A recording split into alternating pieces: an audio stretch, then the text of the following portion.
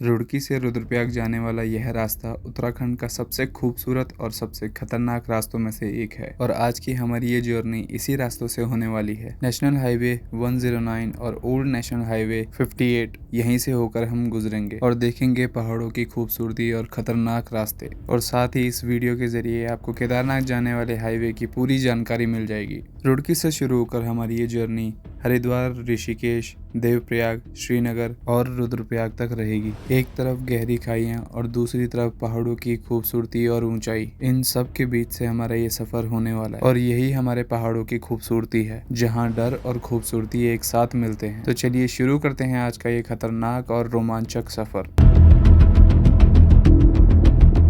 Hello and welcome, this is your host Suraj, और आज का जो हमारा ब्लॉग होने वाला है वो होने वाला है ट्रैवलिंग का ब्लॉग। तो आज हम जा रहे हैं रुड़की से रुद्रप्रयाग डिस्ट्रिक्ट, और मेरे इस सफ़र का साथी है, मेरे साथ है मौसी, और मौसी और मैं जा रहे हैं यहाँ से। काफ़ी लंबा सफ़र होने वाला है और काफ़ी मज़ा भी आने वाला है, क्योंकि सुबह सुबह का टाइम है, अभी 4:30 हो रहे हैं और यहाँ से हम निकलने वाले हैं। आपको ये पूरी जर्नी हम दिखाएंगे इस ब्लॉग के माध्यम से, तो आप इसे एंड तक ज़रूर देखें, और बहुत सारी वादियों वाली बहुत अच्छी अच्छी आपको क्लिप्स इस ब्लॉग में देखने को मिलने वाली है। तो मिलते हैं सफ़र पे। तो इस सफ़र में हमारे साथ आज प्रिया नहीं आ रही है, क्योंकि केवल मौसी और मैं, हम दोनों जा रहे हैं अगस्त मुनि की तरफ, रुद्रप्रयाग। Happy safe journey. अरे चलो ठीक है, जल्दी मिलेंगे, ठीक है। ध्यान दीजिए।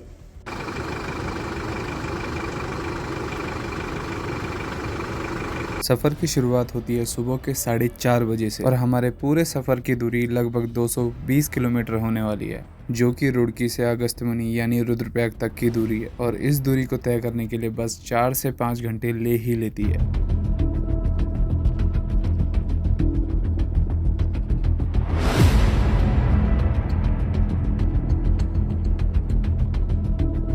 हमारी यात्रा की शुरुआत सुबह 5 बजे से हो जाती है और कुछ ही देर में हम पहुंच जाते हैं हरिद्वार, और हरिद्वार से बद्रीनाथ तक का बस किराया मात्र 660 रुपये है।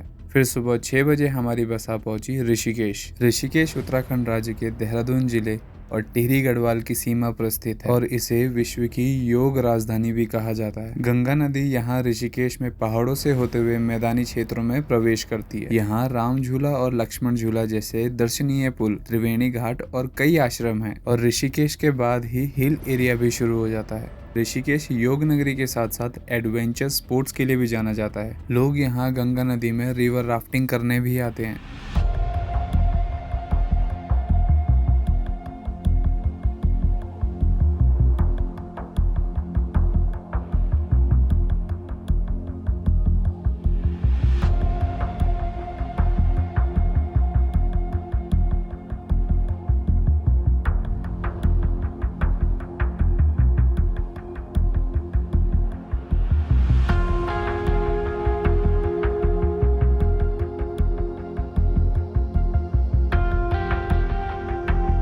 ऋषिकेश से कुछ दूर चलते ही हम पहुंच गए हैं ब्यासी, और ये ट्रैवलर्स के लिए फर्स्ट पॉइंट है, जहां पर बहुत सारे ढाबे और होटल आपको देखने को मिलते हैं।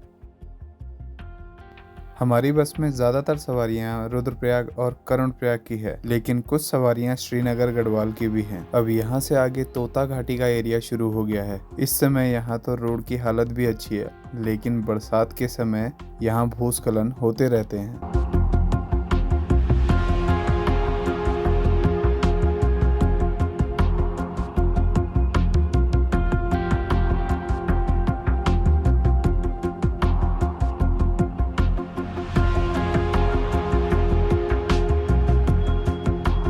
हमारे पूरे इस सफ़र की कमांड हमारे ड्राइवर मंगल भाई के हाथों में थी, जो कि इस क्षेत्र के काफ़ी प्रसिद्ध और एक्सपीरियंस ड्राइवरों में से एक हैं।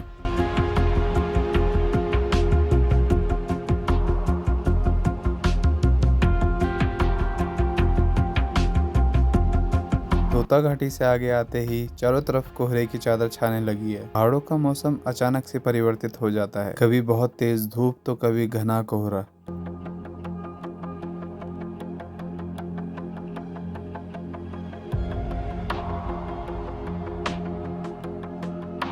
तो हम पहुंच गए हैं 3 धारा, और मौसी अभी यहाँ पे उतर के खाएगी खाना। तो आप क्या खाने वाले हो अभी यहाँ पे? मैं खाऊंगी आलू के पराठे। आलू के पराठे खाएंगे। तो तबीयत ठीक है आपकी? हाँ तबीयत ठीक है। तो मौसी बिल्कुल चकाचक है अभी, और सबसे अच्छा खाना यहाँ पे मिलता है। वैसे तो खाना हर जगह अच्छा मिलता है, लेकिन यहाँ पे स्पेशली हम रुकते हैं और यहाँ से खाएंगे पराठे। तो इस जगह का नाम है तीन धारा, और इस प्लेस को the Midway stop of Garhwal hills भी कहा जाता है। और इस रूट पे चलने वाली ज्यादातर बसें तीन धारा में ही रुकती है। ये एक नेचुरल मिडवे पॉइंट है जहाँ आपको खाने पीने के लिए एक अच्छा अरेंजमेंट मिल जाएगा, और आप यहाँ पहाड़ी भोजन का आनंद भी ले सकते हैं।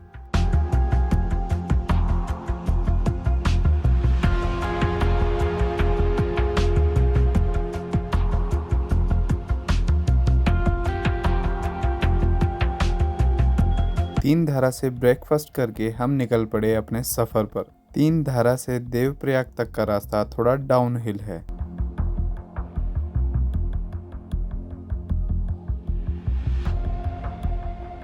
और लगभग 9 बजे हम पहुंच गए देवप्रयाग। देवप्रयाग में भागीरथी और अलकनंदा नदियों का संगम होता है। इससे आगे यह नदियां गंगा के रूप में बहती है। यहाँ पर गंगा का पहला संगम भी देखने को मिलता है। देवप्रयाग का मतलब होता है देवताओं का संगम। यहाँ के बारे में कहा जाता है कि ऋषि देव शर्मा ने यहाँ तपस्या की थी। यह जगह हरिद्वार से लगभग 90 किलोमीटर की दूरी पर है, समुद्र तल से लगभग 2720 मीटर की ऊंचाई पर। और भारत का सबसे ऊंचा टिहरी बांध भी इसी नदी पे बना हुआ है, यानी कि भागीरथी नदी, जो गोमुख से बहते हुए यहाँ आ रही है। पहाड़ की इन घाटियों में हमें बहुत से प्रयाग यानी संगम देखने को मिलते हैं, जैसे देवप्रयाग, रुद्रप्रयाग, कर्णप्रयाग, नंदप्रयाग और विष्णुप्रयाग।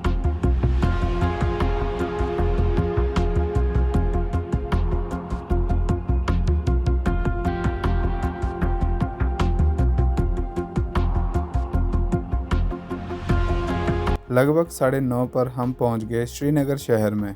बस में कुछ पैसेंजर श्रीनगर शहर के भी थे, तो अब वो उतर रहे हैं। बात करें श्रीनगर की, तो ये उत्तराखंड के पौड़ी गढ़वाल जिले में स्थित है। केदारनाथ, बद्रीनाथ और हेमकुंड साहिब आने वाले श्रद्धालुओं के लिए श्रीनगर एक अहम पड़ाव है। यह अलकनंदा नदी के बाएं किनारे पर समुद्र तल से लगभग 10,837 फीट की ऊंचाई पर स्थित है। श्रीनगर कभी गढ़वाल की राजधानी हुआ करती थी, जिसे राजा अजयपाल ने 14वीं शताब्दी में स्थापित किया था, और यह 1803 तक राजधानी रही। इस शहर को कई विनाशकारी बाढ़ का सामना करना पड़ा है, जिनमें से एक 1894 में विरही नदी की बाढ़ थी, जिसने पूरे शहर को बहा दिया था। थोड़ा आगे चल के दिखाई देता है माँ धारी देवी का मंदिर। माँ का जो मूल मंदिर था वह हाइड्रो प्रोजेक्ट की वजह से बनी झील में समा गया, लेकिन उसके बाद यहाँ कंक्रीट के पिलर बनाकर माता का मंदिर स्थापित किया गया। और ऐसा माना जाता है कि अपने मूल स्थान से हटाने की वजह से माँ अत्यधिक क्रोधित हो गई, और 2013 में केदारनाथ आपदा के साथ यहाँ भी भीषण बाढ़ ने पूरा क्षेत्र तहस नहस कर दिया। इस मंदिर में माँ धारी देवी की मूर्ति का केवल ऊपरी हिस्सा है, और बाकी हिस्सा काली मठ में है, जहाँ माँ को काली रूप में पूजा जाता है।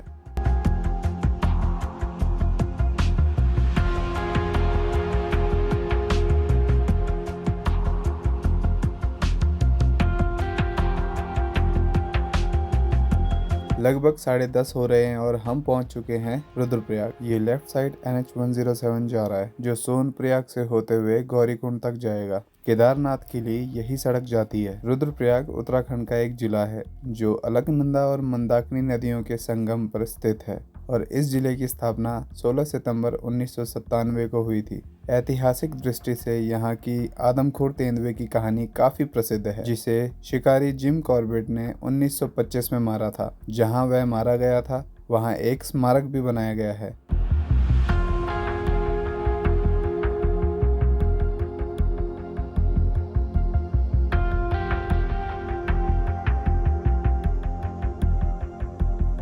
और अब हम पहुंच चुके हैं रुद्रप्रयाग बस स्टॉप पर, और अपने इस यात्रा के अंतिम पड़ाव पर। और यहाँ से अगस्त्य मुनि मात्र 12 से 13 किलोमीटर की दूरी पर स्थित है। तो इस डिस्टेंस को कवर करने के लिए हम गढ़वाल एक्सप्रेस की इस बस से यात्रा करेंगे।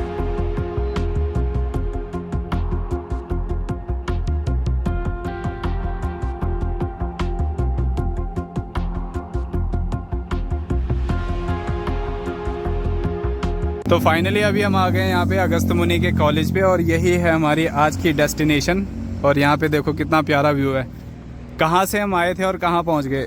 तो मौसी ये रही और बिल्कुल फिट एंड फाइन। अभी जाना है, यहाँ पे हमारे मामा जी की शॉप है और यहाँ से ऊपर जो उनका घर है अभी वहीं जाना है। अगर ये वीडियो ज़रा भी इन्फॉर्मेटिव लगी हो तो इस चैनल को सब्सक्राइब किए बिना बिल्कुल मत जाना और शेयर कर दीजिए इस वीडियो को उनके साथ जो यात्रा करने वाले हैं और इसी रूट से जाने वाले हैं। तो मिलते हैं एक नई वीडियो के साथ, एक नए एडवेंचर के साथ। तब तक के लिए बाय बाय।